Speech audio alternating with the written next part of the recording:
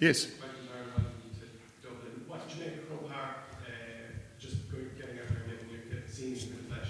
It's massive. I mean, it's something we don't have any. Oh, well, we do. We have football stadiums like this, you know, obviously. But yeah, I've heard a lot about Croke Park. I mean, obviously, post my time with the Box, I think the Box played here against Ireland.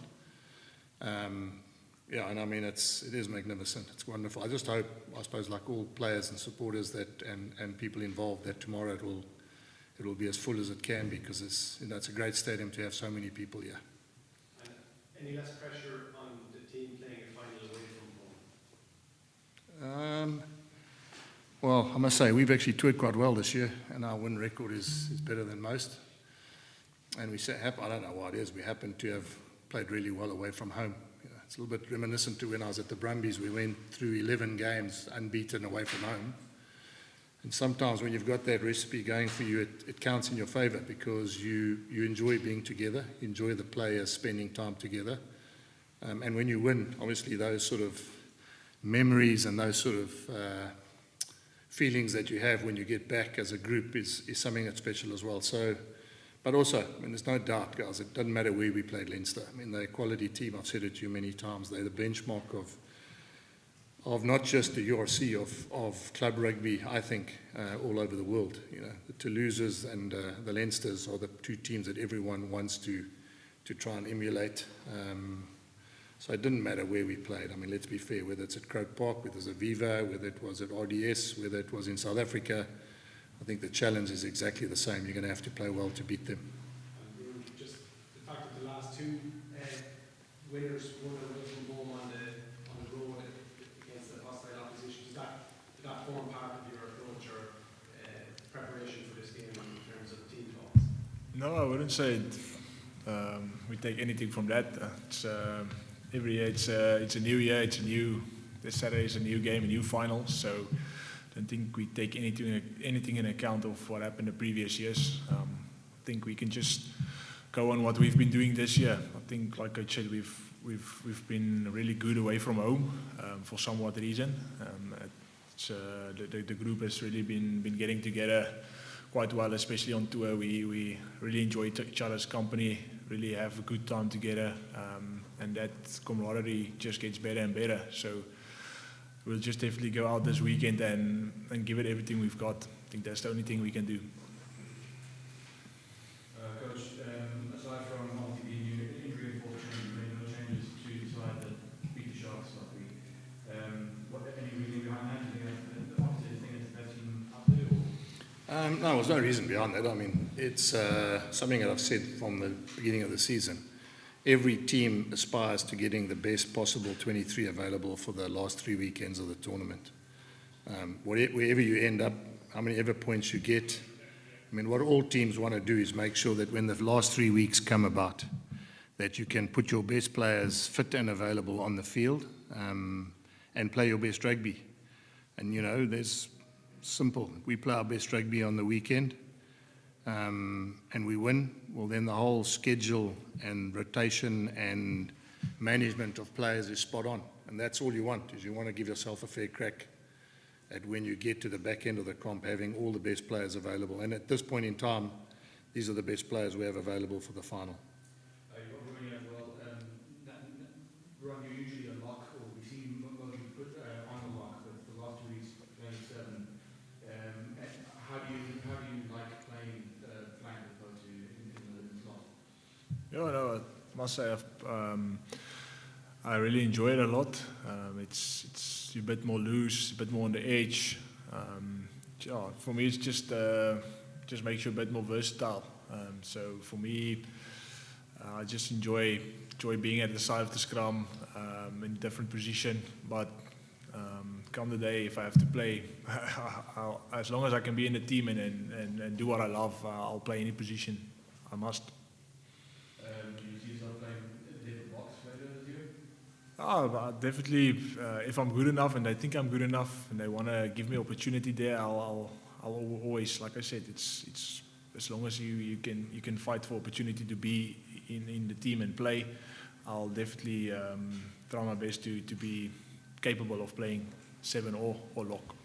And then, Coach, sorry, what did Ruan bring as a 7 as opposed to a Well, I mean, I was lucky enough to coach Peter Steff when he was a youngster, and I moved Peter Steff from lock to flank. And Ruan's got the same attributes. He can run for 80 minutes. He can, as I said, he has all those attributes of being a loose forward. And let's not take away the fact, guys, that in South Africa we're blessed with many, many second rows. If you look at Erkia Snyman, you look at Luit, you look at Franco Mostert, you look at Eben Etzebeth, you look at what the resources they have, then it's actually quite nice that he can double up and play another position because, if he doesn't make it and that's not my world, but if he doesn't make it as a lock in the Springbok setup, then he's actually proved at the highest level, which is our level, that he can play in another position. So, he's obviously, I'm glad he says he enjoys it. I would have hated if he had sat here and said, no, I don't like playing flank. But he's got a work rate, he's unbelievable. I mean, he's cover defense and understanding rugby, and then running a line out as a loose forward as well is a massive attribute, which gives us, as I said, another string to our bow. And then, sorry, Coach, do you think that allows you to have more freedom with 5-3 as opposed to a lot of South African teams recent years have gone 6-2? Yeah. Do you think having run? Yeah, it does because we've got two loose forwards on the bench. If you think that Johannes Kirsten and Nazam Kar can play loose forward, so if that means that Ruan has to finish in the second row and allows us two loose forwards at the back end of the game, then that's a bonus we've managed to have. I mean, there's everything, every cloud has a silver lining, but when we had our makeup of Cameron and Ulrich Lowe, we probably were always forced to put a lock on the bench, whereas now that he can double up as a 7, we're lucky enough to have two loose forwards on the bench. And if things go well and certain games, we could still go 6-2. We'd still be okay to get another forward on the bench and maybe pick a lock as well. So it definitely helps from a selection point of view having a guy like Ruan that can double up as a lock flank. And then finally, my time with Ruan. We've obviously seen one penalty shootout already in the competition. Yeah. Are you prepared in any way for that eventuality? Well, you've answered the question. I think it's happened twice in 20 years. So I haven't worried about it happening again, 3 times in 20 years. I'm not saying that we won't prepare for it, but if the law of averages goes the way it is, it's highly unlikely that we're going to have another kicking shootout. Any more live questions in the room?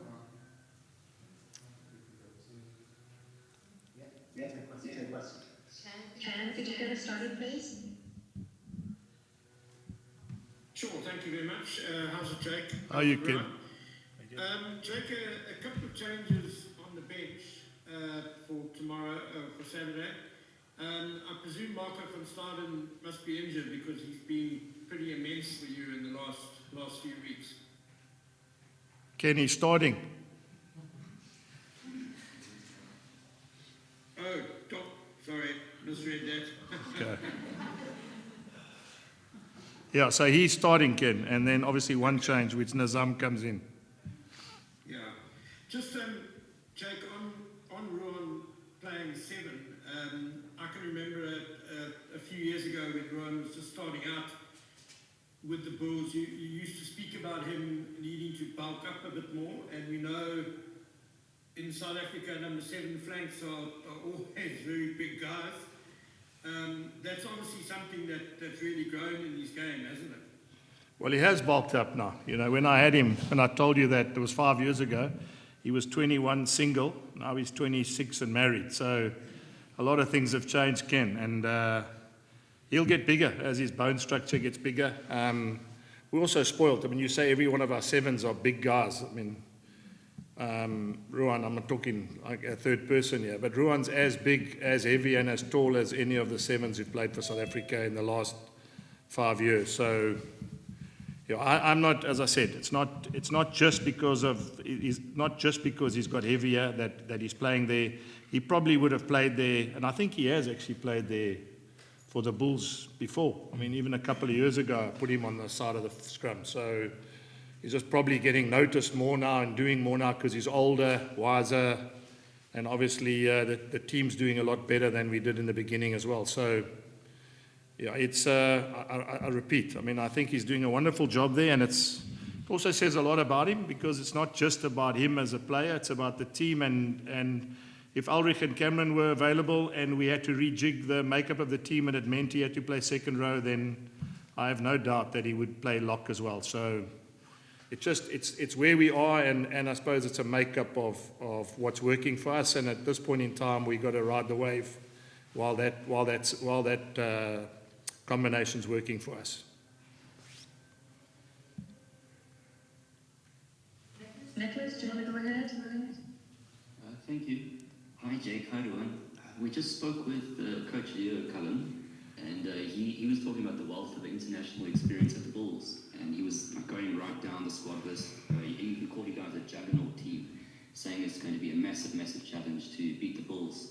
I imagine you guys will say something similar about Leinster.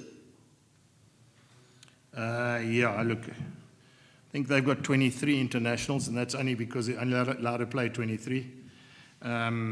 So they've got many more internationals than we've got. And I repeat myself, Nick, it's not done with any. They are the benchmark of where every club team wants to get to. You know, any team that can have a meeting with their board and bring in. That's one last question before I let you go. I want to stay in London for now with you, Ollie, before I come back to Patejo. I'm not sure what, excuse me, I'm not sure, Ollie, what your version of Home Affairs is. I'm guessing the Home Office or the Foreign Office. Okay. Went from Leo Cullen to the Home Affairs. Yeah, sorry about that.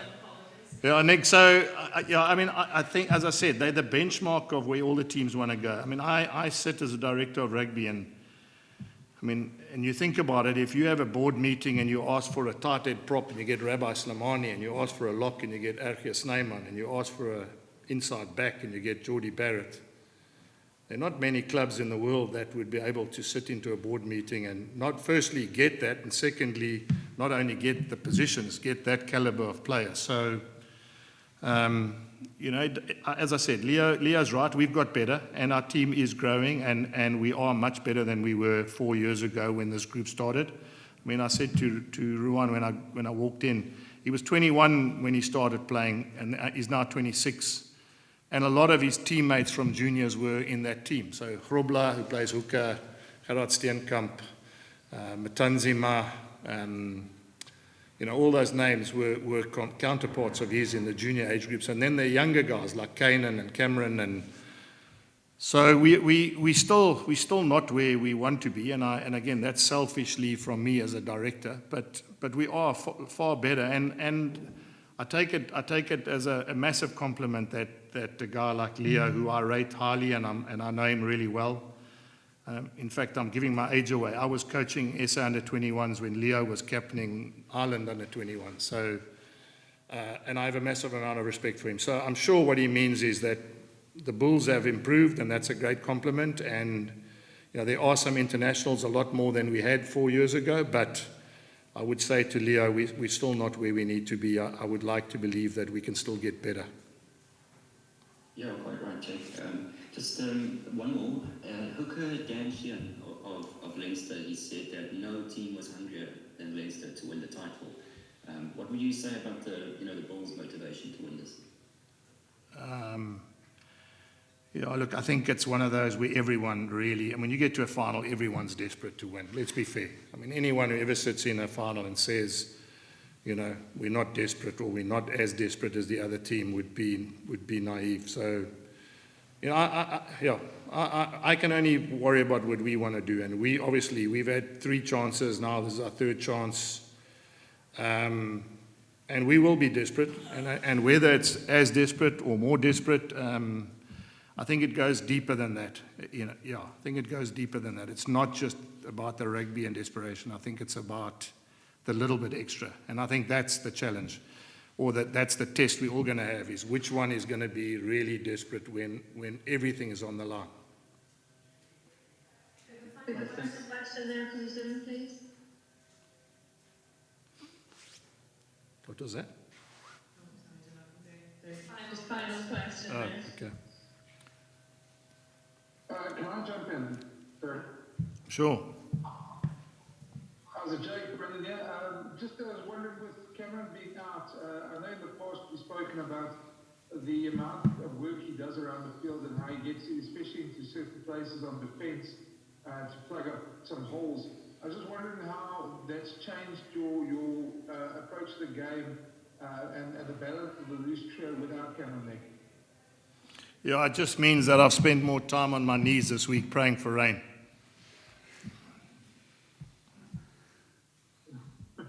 Okay, well, I mean, the balance is obviously a bit different with Mark, and he brings different attributes. Yeah, he's a World Cup winner, Brendan. So, and it's a great test for him. He's playing against Josh van der Vlier, and, they've obviously played test match rugby against each other. And like anything, when you move the deck chairs, sometimes you get different options as well. And it's not, there'll be things that we won't be as good at without a guy like Cameron, but there will be things we'll be much better at with a guy like Marcel at number 8 as well. So, I don't think it really makes any difference. Again, what I'm trying to say is that Leinster will play like Leinster's going to play anyway, and we're going to have to be good enough to beat them, whether we had Cameron filling certain gaps or whether whether we've got a player that maybe doesn't have the same attributes. Who knows? Maybe sometimes the attributes that Marcel brings as a number 8, and the fact that he played for Ulster, and the fact that he understands the Irish way, and the fact that he has, I think he probably played at Croke Park as well. So maybe those are also things that we mustn't take for granted.